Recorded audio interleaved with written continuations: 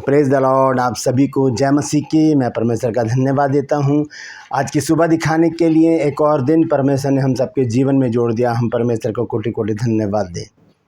एक नया संदेश लेकर मैं पास्टर राजमसी आपके सम्मुख उपस्थित हूं और आपने देखना शुरू किया मेरा यूट्यूब चैनल जिसका नाम है ब्रदर राजमसी।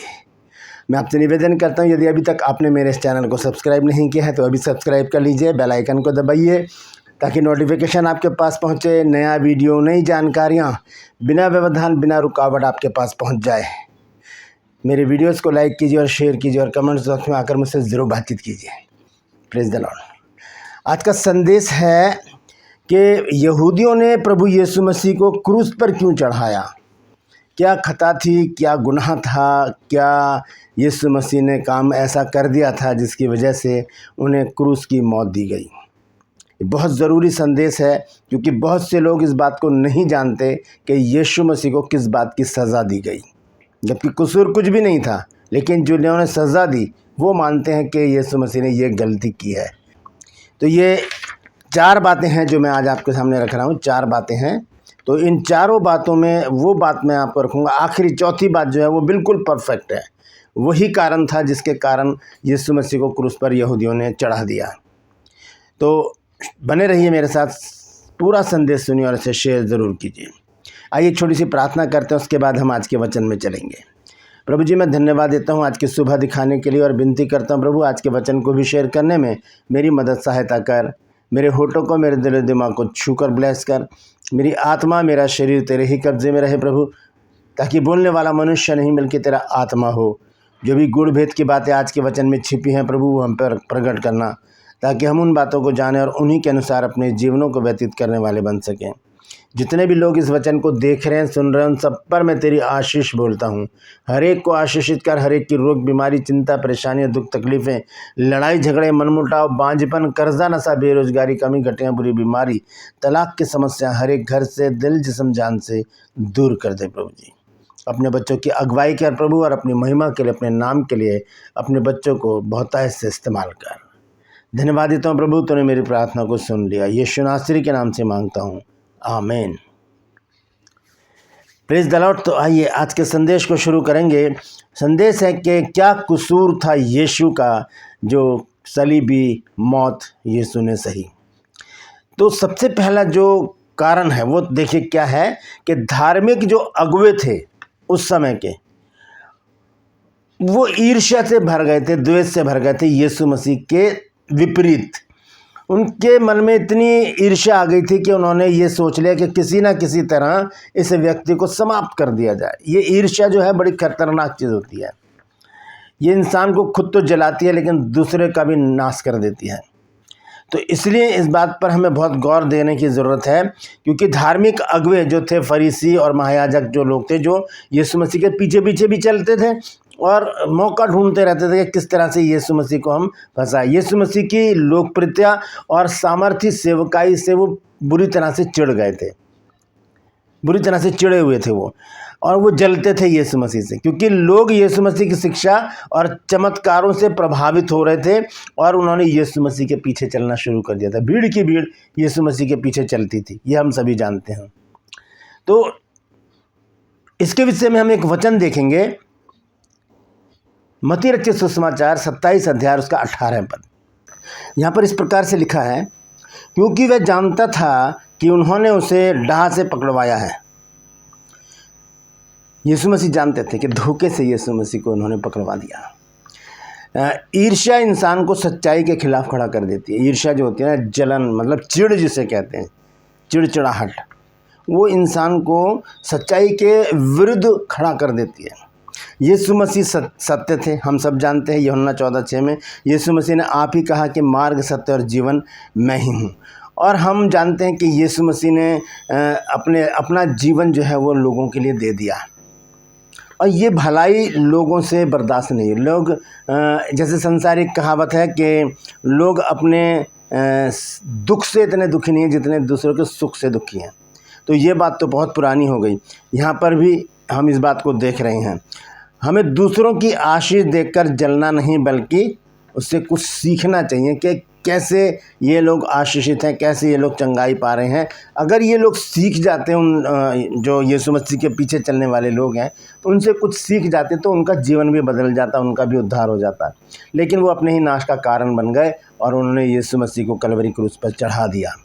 ये पहली बात है जो मैंने आपको बताई है, धार्मिक अगुवों की ईर्ष्या और द्वेष।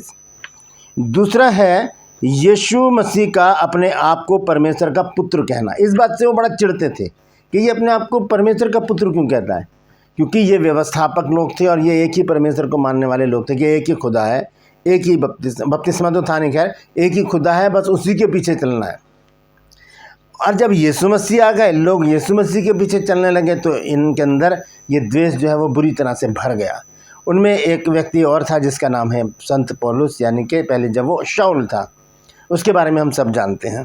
तो यीशु ने स्वयं को परमेश्वर का पुत्र कहा, जिसे यहूदियों ने निंदा माना।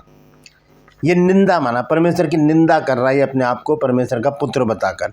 हम एक वचन देखेंगे यूहन्ना 10 अध्याय का 33 पद, यानी कि यहूदियों ने उसको उत्तर दिया कि भले काम के लिए हम तुझे पथरवाह नहीं करते, परंतु परमेश्वर की निंदा के कारण और इसलिए कि तू मनुष्य होकर अपने आप को परमेश्वर बनाता है। इस बात से वो चिढ़ जाते थे जब यीशु मसीह कहते कि मैं परमेश्वर का पुत्र हूँ, तो इस बात से वो चिढ़ जाते थे और इसी कारण यीशु मसीह के अगेंस्ट वो खड़े हो गए और मौके ढूंढते रहे कि किस तरह से इसे फंसाकर इसको मृत्यु के समीप ले जाया जाए। यीशु ने सच्चाई कही पर लोगों ने उसे स्वीकार नहीं किया। यीशु मसीह ने अपनी सेवकाई के दौरान जो सच बोले, जो सत्य बातें की, चंगाइयाँ दी, लोगों को आशीषें दी, उनको भोजन कराया और उनको वचन सुनाया, सत्य वचन, क्योंकि यीशु मसीह खुद कहते हैं कि मार्ग, सत्य और जीवन मैं हूँ। ये बातें उनको पची नहीं और वो क्या कहते हैं कि तू मनुष्य होकर अपने आप को परमेश्वर बनाता है। इस बात से वो चिढ़े बैठे थे, इसलिए यीशु मसीह को उन्होंने डहा से, धोखे से और बड़े ही एक साजिश के तहत यीशु मसीह को पकड़कर उन्होंने मौत के घाट उतारा। आज भी बहुत लोग सत्य को सुनकर ठुकरा देते हैं। बहुत से लोग हैं बाइबल तो पढ़ते हैं, बाइबल सुनते हैं, लेकिन उस पर अमल नहीं करते, मतलब चलते नहीं हैं।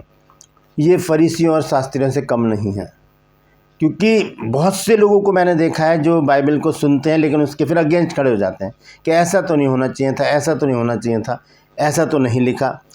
यही बातें इन लोगों में थी जो थे फरीसी, शास्त्री और ये महायाजक लोग, सदूकी लोग। ये यीशु मसीह के साथ साथ चलते थे लेकिन अगेंस्ट थे। इन्होंने बड़ी ही साजिश के तहत एक व्यक्ति को फुसला लिया यीशु मसीह के 12 चेलों में से, और वो था यहूदा इस्करियोती। उसको फंसाकर और यीशु मसीह को एक दिन पकड़ लिया। ये तो मैंने दूसरी बात बताई आपको। तीसरी बात है व्यवस्था के विरुद्ध जाने का आरोप। यीशु मसीह के ऊपर उन्होंने आरोप लगाया कि ये तो व्यवस्था के विरुद्ध जा रहा है। यीशु शब्द के दिन चंगाई करते थे और परंपराओं को चुनौती देते थे, जिसे यहूदी अगुवे उन्हें व्यवस्था का तोड़ने वाला मानते थे। कई बार आपने देखा होगा बाइबल पढ़ते समय या प्रचार में भी सुना होगा कि शब्द के दिन यीशु मसीह ने चंगाई दी। भाई ये बात उनको अखर जाती थी, शब्द का दिन, क्योंकि विश्राम का दिन मानते थे ये व्यवस्थापक लोग। तो आज के दिन भी बहुत से लोग विश्राम दिन मानते हैं, लेकिन वो चीज़ अब नहीं है। अब पूरे 7 दिन हम परमेश्वर की आराधना कर सकते हैं। कोई एक पर्टिकुलर एक दिन नहीं नियुक्त है कि हम उसी दिन परमेश्वर की आराधना करें। अब 24 घंटे हम परमेश्वर की आराधना कर सकते हैं, कोई बंधा हुआ टाइम हमें नहीं दिया गया है अब। लेकिन उस समय ये लोग जो थे ये उनसे व्यवस्था से बंधे हुए थे, तो सोचते थे कि ये तो व्यवस्था का विरोध कर रहा है। और इसके लिए एक वचन देखते हैं, मरकुस 3 अध्याय उसका 6 पद लिखा है, फरीसी बाहर जाकर तुरंत हेरोदिया के साथ उसके विरुद्ध सम्मति करने लगे कि उसे कैसे नाश करें, उसको कैसे नाश करें। कई बार परंपराएं हमें सच्चाई से दूर कर देती हैं। हमारे पूरे जो पीछे जो हमारी परंपराएं चल रही होती हैं, जो हमारे पुरखाओं के जो काम होते हैं, वो हमें सच्चाई से अलग कर देती हैं, क्योंकि कुछ विडंबनाएं होती हैं, कुछ परंपराएं होती हैं जिसकी वजह से हम उनमें बंध जाते हैं। वहाँ से हम निकलने की कोशिश तो करते हैं लेकिन निकल नहीं पाते। ज़रूरत है कोई ऐसा व्यक्ति जो वहाँ से हमको बाहर निकाले। एक बार आपको याद होगा जब खोजा बाइबल पढ़ता हुआ जा रहा है, या शायद 53 अध्याय, तो उसे समझ में नहीं आ रहा वहाँ पर लिखा क्या है। तब परमेश्वर ने फिलिप्पुस को उसके पास भेजा और वो रथ पे बैठा हुआ था। फिलिप्पुस भागता हुआ जा रहा है। फिलिप्पुस ने उससे पूछा, तू जो पढ़ता है उसे समझता भी है? उसने कहा कि जब तक कोई मुझे समझाएगा नहीं तो मैं कैसे समझूंगा। उसने कहा, मेरे पास आके बैठ रथ में और मुझे बता ये किसके बारे में कह रहा है भविष्यवक्ता। तब उसने जाकर बैठकर उसे बताया कि ये यीशु मसीह के बारे में कहा जा रहा है। तो जब तक कोई समझाने वाला नहीं होगा तो कैसे हम समझेंगे। फरीसी लोगों को कोई समझाने वाला नहीं था, ये अपने ही धुन में थे, ये एक ही खुदा को मानने वाले थे, एक ही परमेश्वर को मानने वाले थे। इसलिए यीशु मसीह को इन्होंने एक्सेप्ट नहीं किया और ये सोचते थे कि यीशु मसीह जो है वो व्यवस्था के विरुद्ध है। जबकि यीशु मसीह ने खुद कहा मत्ती 5:17 पद में कि मैं व्यवस्था को लोप करने नहीं वरन उसे पूरा करने आया हूँ। Praise the Lord. हम परमेश्वर का धन्यवाद देते हैं कि हम उनमें से नहीं हैं, क्योंकि कई बार परंपराएं हमें सच्चाई से क्या करती हैं, दूर लेकर चली जाती हैं। ये तीसरा पॉइंट मैंने बताया है। हमें ये देखने की ज़रूरत है कि परमेश्वर का हृदय कैसा है, परमेश्वर का हमारा परमेश्वर के साथ कैसा व्यवहार है। क्योंकि ये परंपराएं जो हैं, रीति रिवाज, ये हमें परमेश्वर से दूर तो करते ही हैं, हमारे लिए नाश का कारण भी बन जाते हैं कई बार। तो इन चीज़ों से हमें बचने की ज़रूरत है। चौथा और आखिरी पॉइंट है, लोगों को बहकाने वाला समझा गया। यीशु मसीह को क्या समझा गया? लोगों को बहकाने वाला। ये मैंने आपको बताया था। आखिरी पॉइंट जो है ये बिल्कुल परफेक्ट है। यही बात थी जिसके कारण यीशु मसीह को क्रूस पर चढ़वा दिया गया। धार्मिक नेताओं ने यीशु को झूठा शिक्षक और लोगों को भरमाने वाला या भटकाने वाला जाना। तो इसके लिए 2 वचन मैं पढ़ूंगा। पहला वचन है लूका 23 का 14 पद। देखिए, जहाँ पर पिलातुस ने लोगों से क्या कहा, देखेंगे। लिखा है, तुम इस मनुष्य को लोगों का बहकाने वाला ठहराकर मेरे पास लाए हो, और देखो मैंने तुम्हारे सामने उसकी जांच की, पर जिन बातों का तुम उस पर दोष लगाते हो उन बातों के विषय में मैंने उसमें कुछ भी दोष नहीं पाया है। पिलातुस ने अपने हाथ धो लिए यहाँ पर, क्योंकि ये व्यवस्थापक थे और ये व्यवस्था के अनुसार यीशु मसीह को दंड दे रहे थे। व्यवस्था में क्या लिखा है बहकाने वाले के विषय में, उसके लिए हम देखेंगे व्यवस्था विवरण 13 अध्याय के 5 पद को।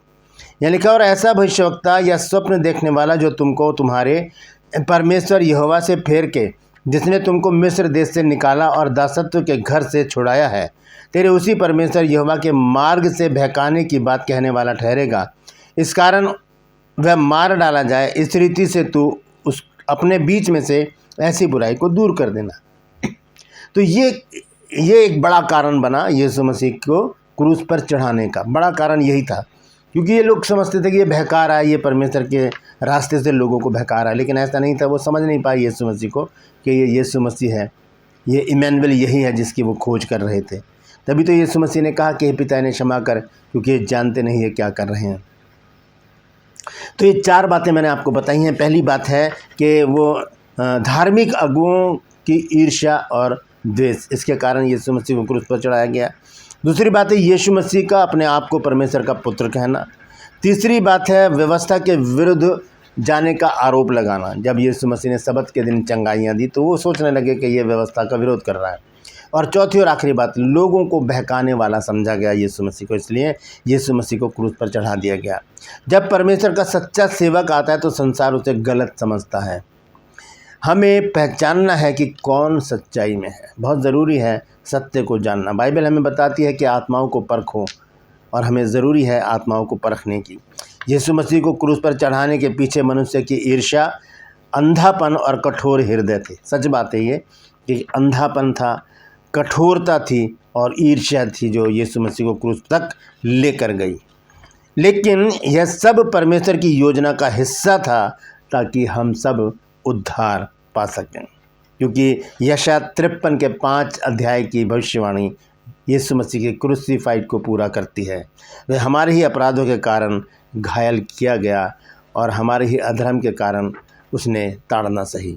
तो यह है यशायाह 53 और उसका 5 पद की जो भविष्यवाणी है वो यहाँ पर पूरी हो जाती है। यीशु मसीह को क्रूस पर चढ़ाने के और भी कई कारण हो सकते हैं, लेकिन जो बड़ा कारण है वो यही है कि वो लोगों ने यीशु मसीह को बहकाने वाला समझा, इसलिए यीशु मसीह को क्रूस पर चढ़ा दिया।